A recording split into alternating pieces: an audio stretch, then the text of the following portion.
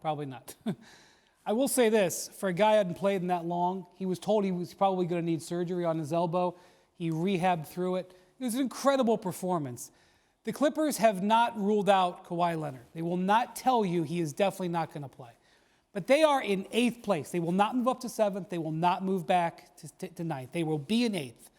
So their hope is that they can win that first play-in game and get Memphis. That is not a good hand. Even if you could get Kawhi back out of rhythm, it's not a good hand. Memphis can win the whole thing this year. I mean, they could. That's right. If they lose and end up with the 8th seed, they lose the first game maybe to Minnesota and then win the next game, then they get Phoenix. I mean, Phoenix is just the biggest bullies on the block right now. Right. So the Clippers getting into the playoffs is a victory for them. Paul George coming back and playing this way is a victory for them. They're developing their young guys. Terrence Mann has had a great season. Reggie Jackson has a great season. Zubac has had a great season. They are playing their big goals. Wait a minute. Okay, so Mann, especially a young, improving player, he's got game. And you mentioned a couple others, including Reggie Jackson. I know that they were very disappointing when they were first put together, Kawhi and Paul George. And Kawhi was uncharacteristically small in big moments. But he's one of the all-time great clutch players. In any history of American team sports, look at his playoff resume, right? In big moments especially. With the guys you just mentioned, you mean to tell me if they get Kawhi back, which you said they're hopeful about, they couldn't go on a run? They're not hopeful. They're not closing the door. They're not closing the door. Got it. Why would you bring him back short recovery from ACL, no rhythm, to go play in a series you don't have a great chance to win? Right. Robert Williams underwent surgery Wednesday morning for a torn meniscus in his left knee. Woj is reporting now that Williams is expected to return within 4 to 6 weeks, a timetable that could have him back in the lineup as soon as the second round of the Eastern Conference playoffs. Can the Celtics make a deep playoff run without Time Lord? Windy? I think they can. Really? I'm a believer, and there's no such thing as minor knee surgery. I know that there's been some players who have had this discectomy or this meniscusectomy where they just take a piece of it off. Please, this is a family show.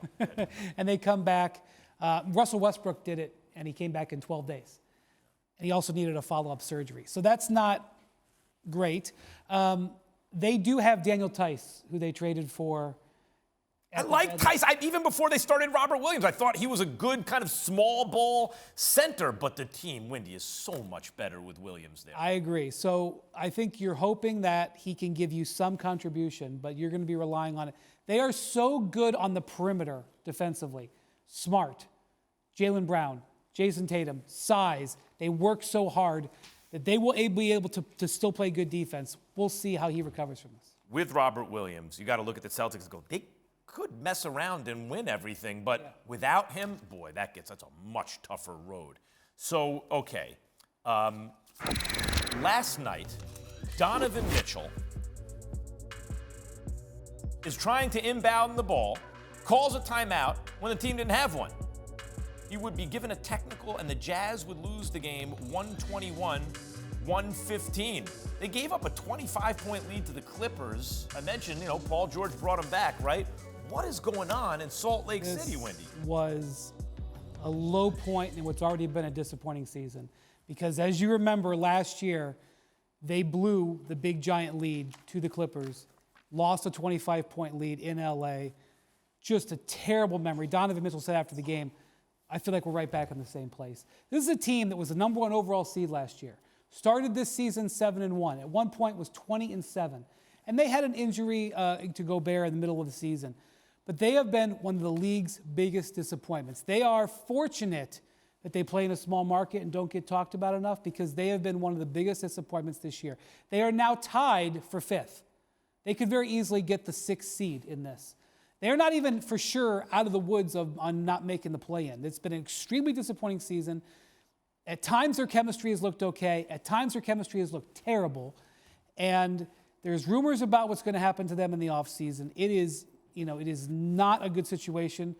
I will say this. Earlier this year, they lost 11 of 13, got their feet back underneath them and started winning again. So I'm not going to rule them out because they've also got a lot of talent.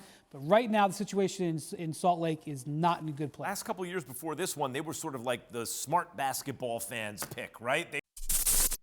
Thanks for watching ESPN on YouTube. For live streaming sports and premium content, subscribe to ESPN+.